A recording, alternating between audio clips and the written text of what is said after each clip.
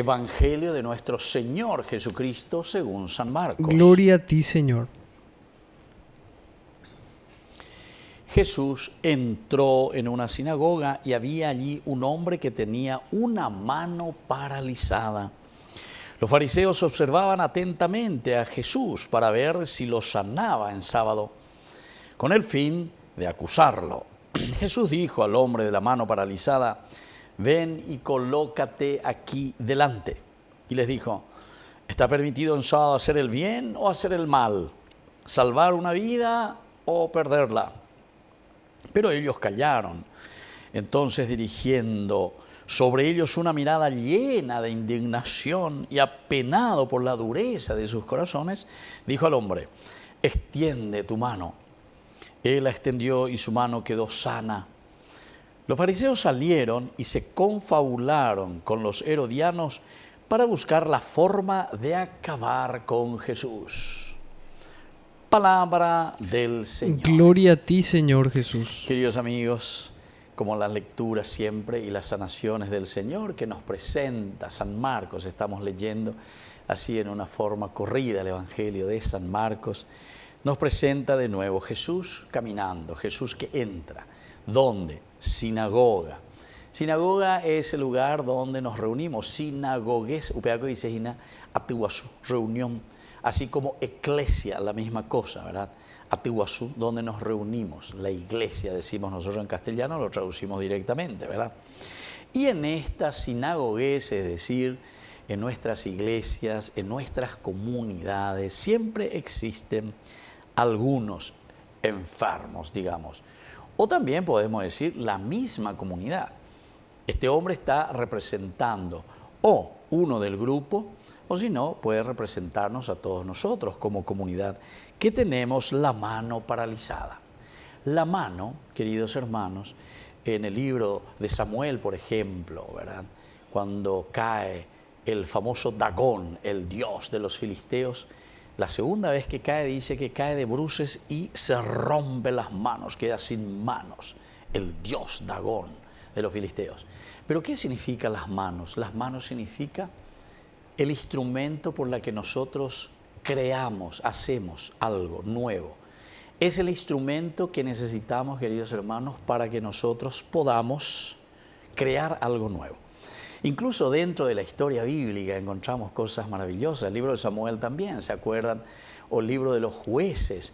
El capítulo 3 te habla que cuando en el capítulo 1 del libro de los jueces, cuando le agarraban a sus enemigos, ¿qué es lo primero que le hacían? Le cortaban el pulgar, le dejaban solamente los 4 dedos. Eso es cuando eran buenos, si es que no le cortaban toda la mano, ¿verdad?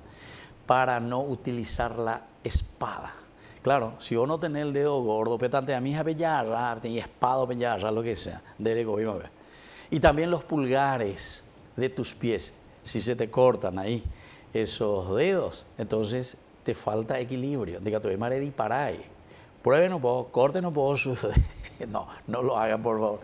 Sino que esto nos enseña, ¿verdad? Y nos hace entender aquí que tener la mano paralizada, la mano significa ser creadores, creadores de nuestra comunidad, creadores de un mundo justo, creadores de nuestra sociedad. La mano simboliza, simboliza, porque a través de nuestras manos nosotros creamos, hacemos.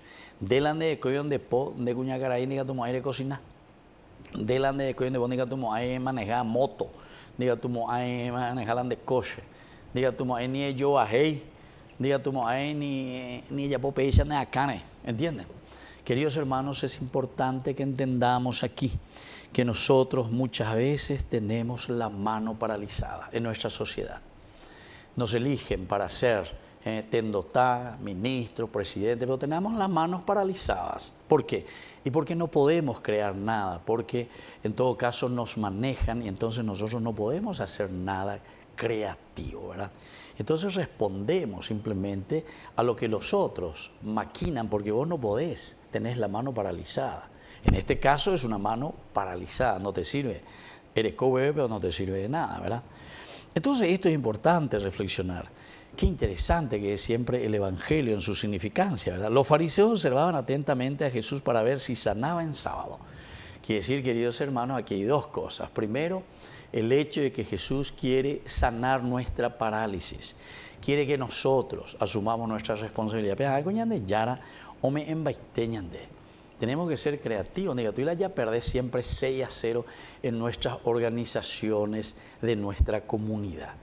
Nadie tiene que pasar, queridos hermanos, por la pobreza, por la ignorancia, por las faltas de recursos, ninguno de nosotros, y más aún en una nación como la nuestra, en que somos pocos, que si nos organizamos bien, los recursos que tenemos, queridos hermanos, es infinito, así como suena. Una nación que en realidad saben dónde está su pobreza. La pobreza nuestra está aquí, ave la yareco, la ñan de pobreza.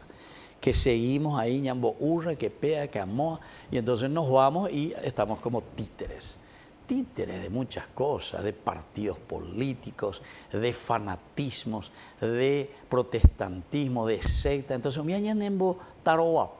y no podemos organizarnos en una unidad, de un camino donde podamos pensar por nosotros mismos, actuar por nosotros mismos. Siempre cuando van a llegar las épocas de elecciones y después le ponemos cualquier cosa y después estamos gritando ahí, ese es un ladrón, ese hace soborno, ese peisañe.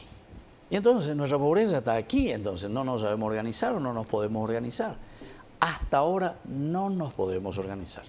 Entonces, queridos hermanos, esto es bastante delicado porque Jesús dice, yo lo que quiero es sanarles esa mano para que pueda volver a ser creadora, para que ustedes puedan utilizar. Dios crea, Dios plasma.